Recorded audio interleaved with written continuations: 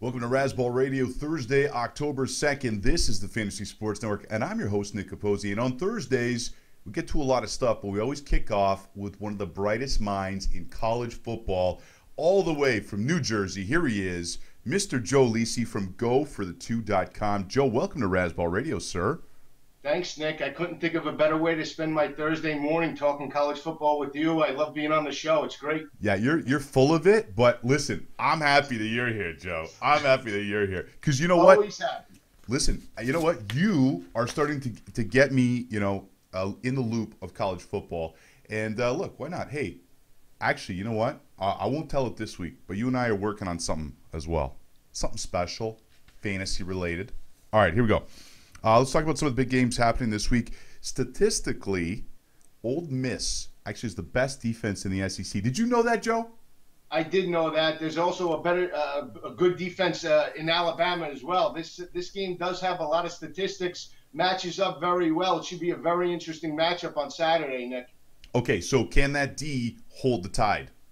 I'll tell you this, numbers-wise, Alabama's 5-0 over the last 5 meetings by an average margin of victory of 24.2 points per game. Statistically, it looks like Alabama should dominate this matchup. I like Ole Miss in this matchup because of the physicality on defense. Their defensive line, led by Robert Condici, very, very solid. They're only giving up 114 rushing yards per game, 188 passing yards per game, 133 passing yards per game, and they're very opportunistic at home. They play much better in Oxford than they do on the road. I think Ole Miss strikes the upset on Saturday. Come on, are you serious? I'm serious, straight up upset. I do not like the way the Alabama defense is playing. They're -3 in turnover margin on the year. They haven't been negative in turnover margins since prior to 2008. Not creating a lot of turnovers. In order to pull off the victory on the road, you need to create turnovers. And in my opinion, Alabama's not doing that. Until they start playing Nick Saban and Kirby Smart football on the defensive end, I like Ole Miss and quarterback Bo Wallace. He's not crazy, people. He was 5-0 last week in his picks. So, okay, I'm looking at that. That'd be a big upset. Ole Miss at home versus Alabama. Another big SEC showdown as Texas A&M heads to Starkville, Mississippi. Can Kenny Hill get them to 6-0? He can, but he's going to be facing a very solid defense in the Bulldogs. They're only giving up 82 rushing yards per game, have a very solid defensive end, Preston Smith, and they have one of the most dynamic quarterbacks in Dak Prescott. This is a very difficult place to play for Texas A&M. They got pushed to the limit last week by Arkansas. They had to come from behind. They were down 28-14. They rallied in overtime, 35-28. But I like the Bulldogs on the defensive end as well. I think Mississippi State knocks off Texas A&M and Kenny Hill this weekend. Man, are you kidding? It'd be like a national holiday in Mississippi if both those upsets come through. That the state of Mississippi will be rocking this weekend. Trust me, prior to the game, but I think they'll be rocking afterwards because I think both Ole Miss and Mississippi State get the victories on Saturday. All right, we've talked about some pretty good defenses so far, but the top defense in the nation belongs to the Stanford Cardinal. They head in to take on the Golden Domers. How's that Notre Dame offense going to look versus Stanford? Well, they're averaging 285 passing yards per game. They have one of the most dynamic quarterbacks in Everett Golson. When you look at the last 5 matchups since 2009, Stanford is 4-1 against Notre Dame with an average margin of victory of 12.7 points per game. But they're -4 in turnover margin. When you look at last week's victory against Washington, Stanford created 3 turnovers, and they weren't able to get any from Washington. I don't like that statistic. Kevin Hogan is a solid quarterback, but when you look at that ND defense, very solid on the defensive line, and they have a big play wide receiver in Fuller that will be able to stretch the defense. I know Stanford's defense only giving up 74 passing yards per game, but I like Notre Dame at home. I think they're the more complete team at this point in the season. Okay, I'm with you on that. TCU, speaking of good defenses, TCU always seems to scheme well against the Sooners. They do. They do. Yeah, the last 2 matchups against Oklahoma have been decided by 5 points. Oklahoma has won the last 2 matchups. They won last year in Norman, 20-17. They didn't give up a first down, Nick, to TCU till about 1 minute left in the second quarter last year. TCU was able to rally in the second half, made that game very close, but Oklahoma won 20-17. 2 years ago, they won 24-17 on the road in Fort Worth. But this is the most complete offense that TCU will face on the season. They haven't given up more than 270 yards in their 3 victories against Samford, Minnesota, and last week against SMU. So this is going to be a complete offense led by Trevor Knight, and I think Oklahoma is the more dominant team, and they get the road victory. How can you not root for a team called the Horned Frogs, Joe? TCU is legit. Head coach Gary Patterson's a solid head coach, but I think Oklahoma is the best team in the country heading into week number 6. All right, the North Carolina State Wolfpack heads to take on the 2-2 Clemson Tigers. What's your pick on this one, brother? Well, I really like Clemson in this matchup. When you look at NC State, they were up 24-7 in the first quarter against the top-ranked Florida State Seminoles. They were hitting on all cylinders, looked like they would pull off the upset. But in the second half, Jameis Winston and the Seminoles came around, really pulled away in the second half, 56-41. You have to think about how emotionally and physically drained will NC State be as they head to Death Valley. Very tough place to play in Clemson. And when you look at freshman quarterback Deshaun Watson making his first career start last week, 6 touchdowns, only 1 interception, threw for over 400 yards of offense. I like Clemson. I think they have way too much offense for NC State in this matchup. I think they roll at home. All right, listen, you know we love playing daily fantasy. We always do at DraftKings.com. Enter promo code Razzball when signing up. I'm going to let the cat out of the bag here, Joe. I don't know if that's okay. I haven't discussed with That's you. fine. But my man Joe Lisi is going to be on SiriusXM Fantasy tomorrow morning. What time, 8:15 Eastern? 8:50 Eastern time. 8:50, and he's going to break down some of the great daily fantasy plays in college football. There we go. We just tied it all together. College football, fantasy sports. Look at that. In a nice, pretty little package with a bow. Joe Lisi. Joe, you're the best, man. By the way, Joe and I got to hang out in New York last couple days when I was in New York City, hanging out at the Fantasy Sports Network. Joe, you know we love you here. I love you, Nick. I love being a part of the show. Fantasy Sports Network is great. I love Razzball Radio, and I love talking about fantasy college. It's great. You, sir, are the man. All right. We are going to get to some more things after the break. We're going to talk to Nick Raducanu from Project Roto. We're going to talk about some of the things happening in the NFL as well as some of the daily fantasy plays we like at DraftKings this week in the National Football League. Joe Lisi, love you, buddy. We'll see you next Thursday. This is Razzball Radio, Fantasy Sports Network. Welcome back to Razzball Radio, Fantasy Sports Network. Nick Capozzi joined by another Nick Raducanu of ProjectRoto.com. Nick, we haven't seen you in a while. Welcome back to Razzball Radio. Thanks, man. It's good to see you. I'm glad you're back home. Yeah, listen, I survived. I'm sure you are too. 14,000 miles in 36 days. Holy cannelloni. And I was talking fantasy football, and conveniently enough, you know fantasy football, so we can talk about that today. Yeah, by the way, Nick is an unbelievable follow on Twitter. This is one of the most active guys in the fantasy community on Twitter, at Project Roto. Nick, let's talk some fantasy football. Let's do it. All right, let's kick off with what's happening in Buffalo. I've been calling for Kyle Orton for a couple weeks because I think that there's a lot of skill position guys in Buffalo that are going to benefit, or what I was saying for 2 weeks, is that they'll benefit from having Orton in there versus Manuel. People think Kyle Orton, come on, man, he's older than dirt, but he's only 32 years old. Yep. Hasn't been a starter in 5 years, but put up really good numbers. The 3 years he was a starter, had a really good TD to interception ratio. How do you think now with him? Because I think he's in there for the season, because that Buffalo defense is good, and as bad as the Patriots and Dolphins have been, Buffalo could actually win that division. That's not crazy. What do you think of Orton from a fantasy perspective? A, as a quarterback, but then B, how does he help everyone else on that team? Yeah, I mean, it's weird to sit here and say that Kyle Orton's an upgrade for anybody, really, but he is. I mean, Manuel just hasn't been that good this year. And it's amazing to see he was their #1 draft pick, like 18 months ago? I mean, so we're talking about a guy that I know it was a previous regime, but, the Bills were very high on, and they traded up for not that long ago. So Don't remind me. Sorry. It's a little weird to see them benching him so quick, but yeah, I agree with you. I think it's probably a season-long thing. I think it's a great thing, especially for Sammy Watkins. He obviously is the guy they traded up for this year, and he's a huge talent. So, Manuel's an okay passer. He's not the most accurate guy, which Watkins would benefit from. And he's way down there in terms of our friends at Pro Football Focus have that average depth of target statistic. Manuel's way down there at like 7.6 yards per target. So, I mean, that's way down among guys like Ryan Tannehill and Roethlisberger. So he's not exactly airing the ball out. So, yeah, I think it really helps across the board. I think it helps Watkins a ton.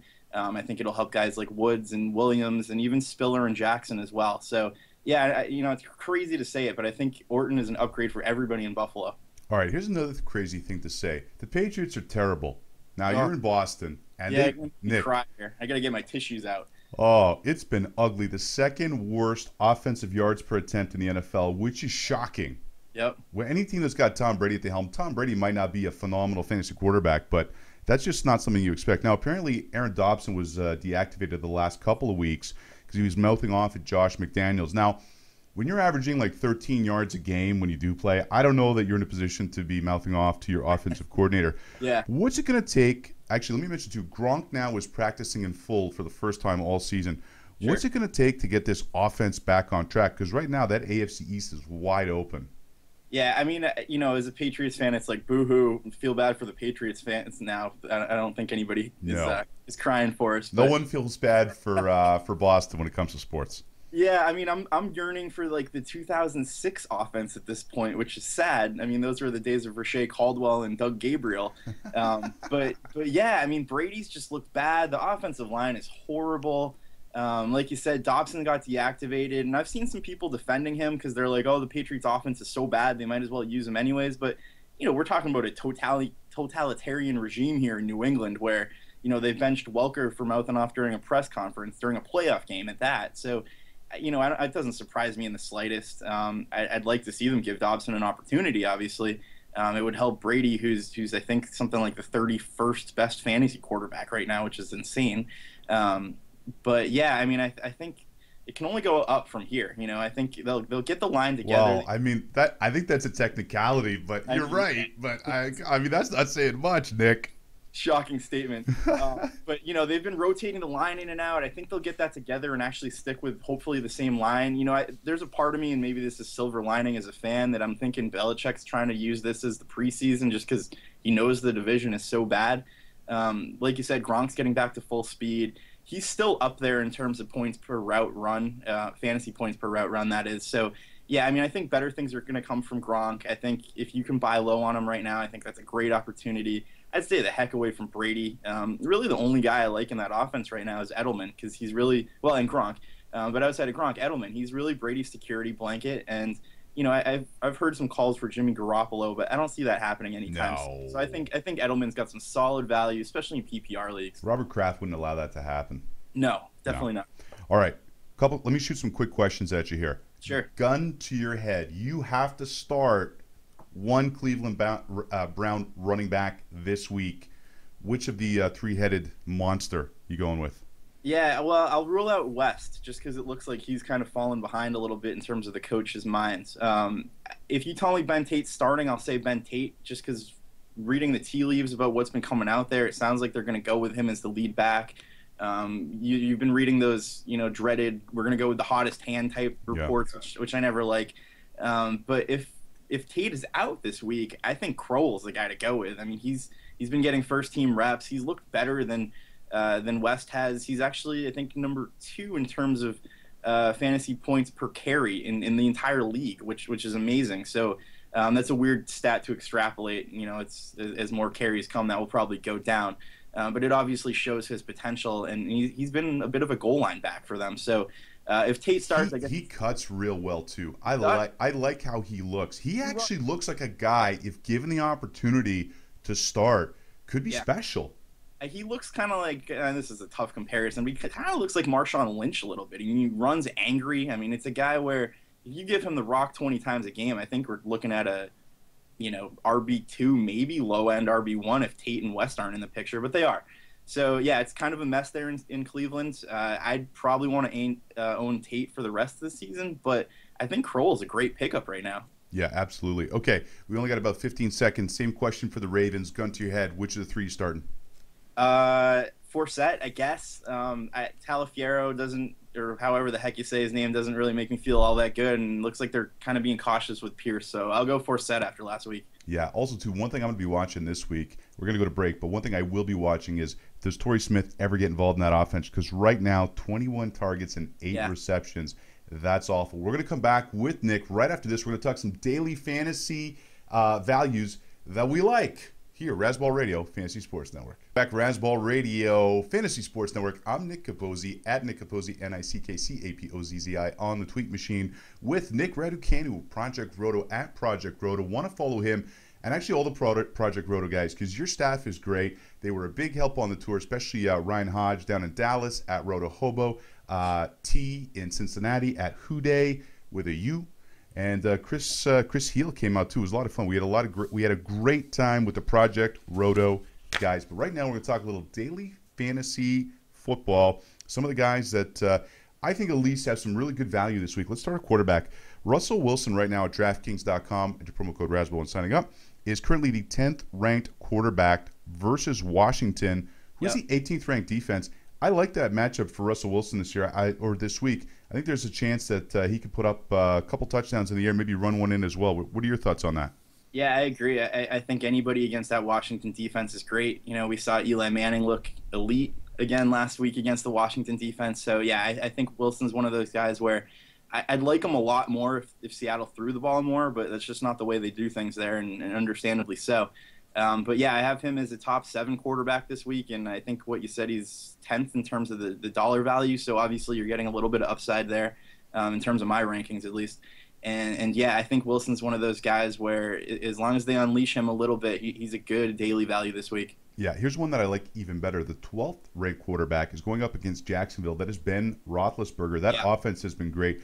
Anytime you get Antonio Brown, don't know if Wheaton's going to play, but I could see him having a big day versus Jacksonville. He might be an even better value than – actually, he is an even better value than Russell Wilson, I think. I think he might be a better value too. And it's weird to say that the high-powered, high-flying Steelers offense, I mean, that's not something we usually talk about too much. But nevertheless, here they are. And they've been good on the ground too with Bell. So, yeah, it's been pretty amazing to see the transformation of Pittsburgh coming from a defensive team to a more offensive team now. And it's crazy to say that Antonio Brown's battling Jordy Nelson for the top receiver spot in fantasy. Where's Calvin Johnson and Demaryius and Dez and all those guys? I mean, this is nuts. Man, we could have a whole show on what's happening with Demaryius Thomas, but we'll save that for another day. Maybe we'll go into that next Thursday, Nick. Rashad Jennings now, talking running back, 18th ranked running back, but he's got that Atlanta 30th against the run defense. That could be a big day for Jennings. Well, I mean, if you combine Matt Asiata and Jerick McKinnon into one running back from last week against the Falcons, you might have what you get from Jennings this week. I mean, those guys ran, I think, something like 38 times last week, so you're probably not going to get that out of Jennings. His legs might fall off. But, yeah, I mean, most people have Jennings as a top 5-6 running back this week, rightfully so, against a horrible run defense. If you can get him at a lower salary on any daily set you're playing, I think you're going to be psyched with Jennings this week. Yeah, absolutely.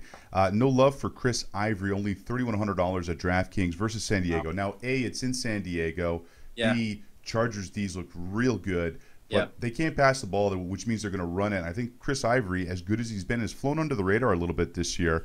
I think everyone always assumes he's just going to get hurt. You like that value even against San Diego?